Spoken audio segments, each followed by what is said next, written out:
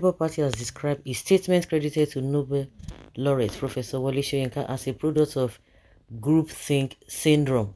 The party also noted that Soyinka's statement fell short of what was expected of a statesman of his caliber. This was contained in a statement issued by the National Publicity Secretary of the party, Obiora Ifo, in Abuja late on Thursday. He said the Labour Party took note of the statement that emanated from the Nobel laureate, Professor Wole Soyinka, who as an institution we have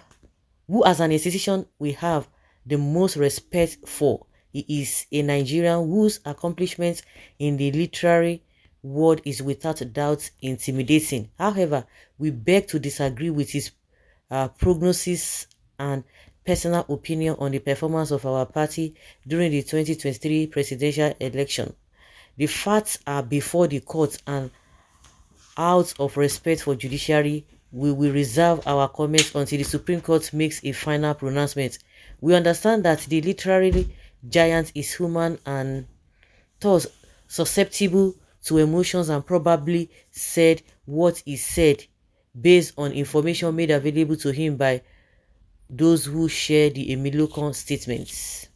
In Yoruba, Gbajue refers to fraudulent activities like age, name or certificate forgery, 419 or narcotic trafficking, all of which are issues in the 2023 elections but not on the Labour Party's part. Gbajue in Yoruba also literally means slap him or her in the face. Have all Nigerians not been slapped sufficiently in the face? Thanks to this man of letters for bringing this out advertently. It's rather interesting that the erudite Professor Soyinka, who owned up to having an electoral monitoring unit, conveniently glossed over Inec's legal main, leading to substantial non-compliance and erosion of constitutional dictates, just as he conveniently glozed over the Inec's advance Gbajue of 25 February that has surreptitiously installed the king of Gbajue in Aso Rock. It is most befuddling as well as disconcerting that a detribalized and activist Soyinka would succumb to the groupthink syndrome that subscribes to state capture by those belonging to the criminal fringe by any means, based on primordial considerations. The party further said, "We really appreciate him for at least giving some credit to Labour Party and its presidential candidates for breaking the monopoly of power hitherto held by the two other parties. We also noted his admission of his willingness to be part of a demonstration which would be based on the banner of truth. However, we are aware that Soyinka resides in Lagos State and he was in Nigeria in February 25 when elections held in Nigeria. He watched probably with a glee when a certain individual in Lagos warned non-indigens to vote a particular political party or risk being deported to their place of birth, and he never condemned it. He was there where ballot boxes were snatched by thugs in polling booths right in front of his house. He didn't condemn it.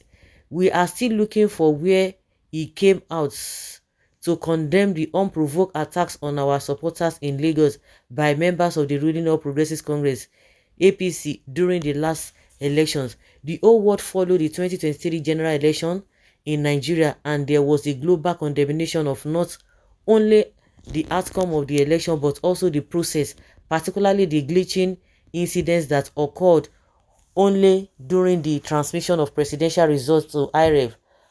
As someone who is known to demonstrate based on truth, we didn't hear as much as a whisper from Kongi reminding Inec that stand by its words.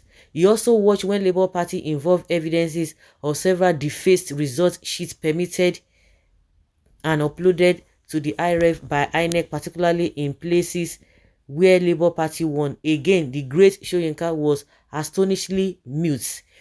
We will not allege selective amnesia as the reason for Soyinka's wrong prognosis, but we would have expected him to be a statesman which we thought he was by remaining on the side of caution and not exhibiting the dual character of someone who may be blinded by some chauvinistic tendencies. Hmm. We would rather keep our impression about his recent dual personality with us. We want to also let him know that building a new Nigeria is a dream whose time has come, and Nigerian youth will not relent until such a dream is realized. Gbajue. Who can be the real Gbajue now? Tinubu wey be say they push all around. All of them know the truth. Somebody said I am a Yoruba man, an unrepentant patriot who also believes in Obi's capabilities to steer our national ship out of this mud we are stuck in. So the ego should stop thinking that we Yorubas collectively hate Obi and worked against him. As for our ever respected literary giants and a role model to people like me, I think he is entitled to his opinion, while I am also entitled to mine. That he may be wrong as a human being, this is natural and therefore forgivable. Whenever there are movements of Ghana must go backs, unpatriotic men and women are easily singled out from the patriotic ones. At his age and his much trumpeted exposure, Soyinka is supposed to be a moral compass for the nation. How can an old man of his age and acclaimed intellectual achievement rant like this? This is shameful and highly condemnable. Yes. Who be real Gbajue? Na Tinubu be and Inec be the real Gbajue.